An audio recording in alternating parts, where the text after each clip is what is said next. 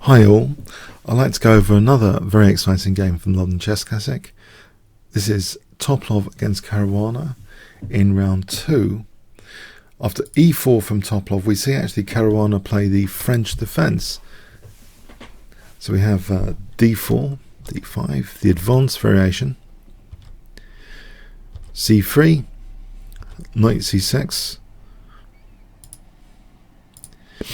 knight f3, bishop d7. This is a Irva's waiting move, I believe.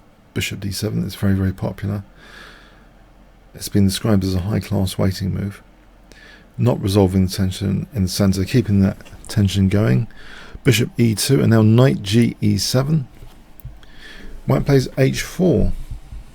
Black is now playing on the queen side with queen b6. We have knight a3, which helps sometimes support the centre with knight c2. C takes. The central tension is resolved here.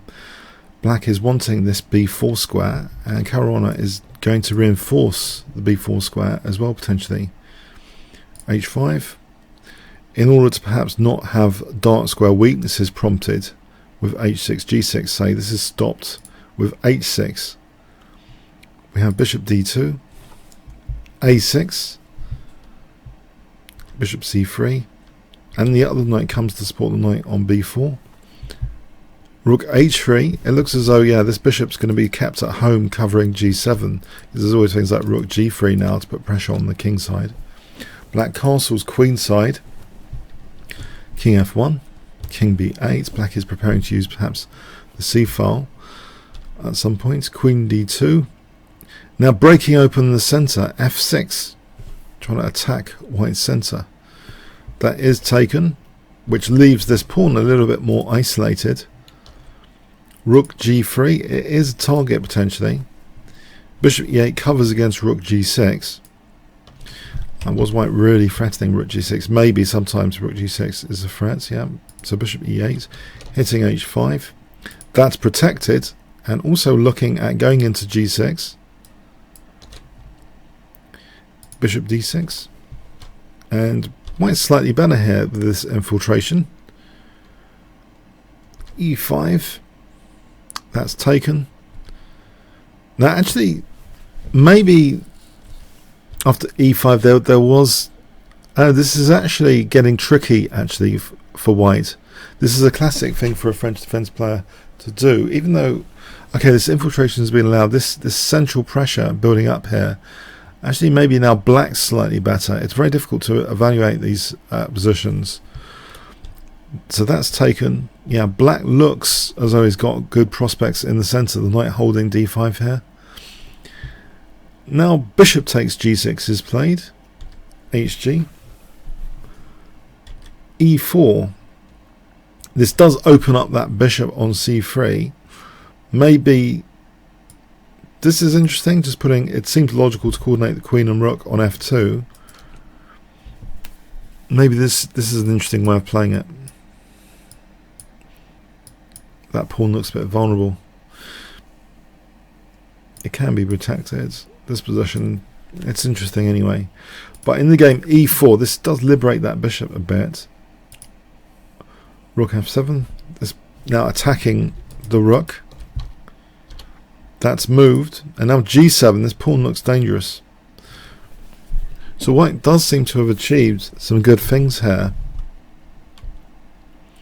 You might think, by the way, isn't d4 on the cards? Doesn't that look really dangerous? King a7 was played. Let's have a quick look. d4, why is that terrible? The thing is, it's got a weakness in the last move. Knight c4 hits the queen. And then white can actually take on b4. Take here.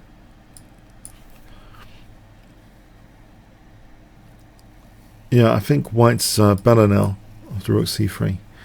So okay, king a7. Not this knight's kept on a3. Not coming with tempo to c4 then with the move d4. But white snags this pawn. Okay, knight d3, things are getting pretty tense. Black is threatening, not yet amazing one because the rook's protecting f2, but it looks scary a bit. That's snapped off. And now rook e1. With precise play, white should be fine here. And in fact, we see now after rook e6 a nasty pin where actually white is threatening rook takes c6. If you notice the king on a7 here, rook takes c6 is threatened. So that's why we see a defensive move, rook c8. White is better. But this is approaching like time trouble soon when games approach move 40. Queen g5. Maybe this wasn't the most accurate. Queen f6 maybe has some prospects later, some extra prospects. I'm wondering about rook f8 in some circumstances. At the moment f8's covered, but queen g5, actually on f6 it also supports c3. So on queen g5 here, actually black's always got this forcing move option to weaken some squares. And you see in this position, actually, bishop takes might be annoying. This position. Queen b5 for d2, it could be annoying.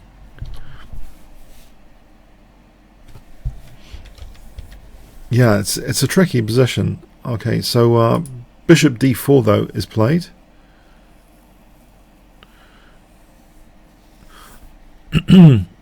Now, possibly this is a little mistake. Rook e1, a little mistake. Maybe queen takes d5 is actually possible here. It looks a bit scary. What is black up to? But if takes, say this, that pawn looks scary, but there might be rook d6 here. So okay, rook e1 though was played, not taking that pawn off. And in fact, now after bishop takes c3, with this pawn still surviving on the board, it can actually be useful now, this d pawn, before it drops off. Queen b2. Perhaps white should just go back with the queen here, but actually stumbled the knight back. And now black's getting an energetic game, potentially. Rook ce8 threatens to take and a mate on e2. So the queen comes to the rescue, but now taking, queen takes because otherwise the knight would drop. d4, yeah, that d pawn is used here to try and blast through, and it gives the queen b5 as well to d5 potentially to hit the rook, and also look at this diagonal. But on b5 d2 will be threatened, so it's getting dangerous for white here. Very, very dangerous and passive now. It's very tricky to play for white in this position. Apparently a4 might just about hold equality. It's a weird move. And you might think, well, you know, say takes, then white's better, say check. And if the king moves, just knight takes c3. Because there's rook f8 check here. Look, covering. And if knight b8, we just take the rook. So black is also faced with some dangers in some of these variations. A4 might be technically the best move. Let's have a look at some other alternatives. c4 allows knight e5. And if the rook moves, knight takes c4. That's better for black. Yeah, anything else is kind of okay for black. C takes, there's queen b5 threatening d2 check. It's very tactical. And if you had queen d5 and that diagonal's blockaded for a moment, the rook's attacked, black could end up being fine here. Theoretically, black's fine. But in the game, knight d2, and this lets white get a clear advantage now. D takes c3. Knight c4 hitting the queen. But a very, very clever move now is played by Caruana. Instead of, it's easy to go wrong if you're not Caruana. If he plays a queen move, then check is absolutely winning, right? Because the b pawn's pinned, and if we go back, then there's rook f8 check. So that will be absolutely and completely winning to move the queen, say, which is attacked. But there's an absolutely brilliant move played here by black, which saves the day. and uses the fact that there's two connected pass pawns here. I know this is a very dangerous pass pawn here. Can you spot what Caruana played? If I give you 5 seconds to pause the video now, black to play and win. So you might want to pause the video here.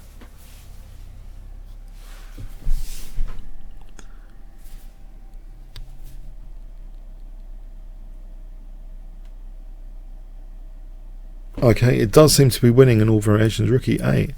Yeah, now, so let's examine. Rook takes b7 check was played, which didn't help things. But before we look at that, say knight takes, we just take on e1 and just take here, and the queen here is more important, it seems, than white's queen after check, check, check. Now black is the exchange down, but is queening another one with d2 pretty soon. Yeah, it looks horrible anyway. So yeah, this rook e8 is a bit of a killer move. If queen takes e8, then check, and here, can you see what black plays? Okay, d2. And if takes, it's just horrible. So yeah, this rook e8 really a killing move in the circumstance. This is approaching move 40, a real killing move. So we have rook takes b7 in the game. Queen takes.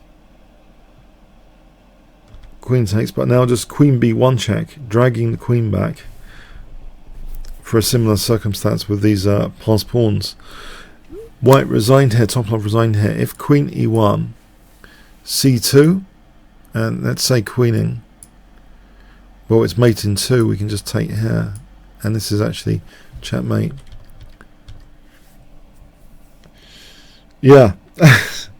Yeah, it just wasn't Topalov's tournament, even in games which he had good chances like here. Yeah, unfortunately for him, Caruana played really accurately that rook e8. I mean, he must... It was starting to look really dangerous for black, to be fair. But yeah, it just wasn't Topalov's tournament at all, it seems. Let's go back. Yeah. Okay,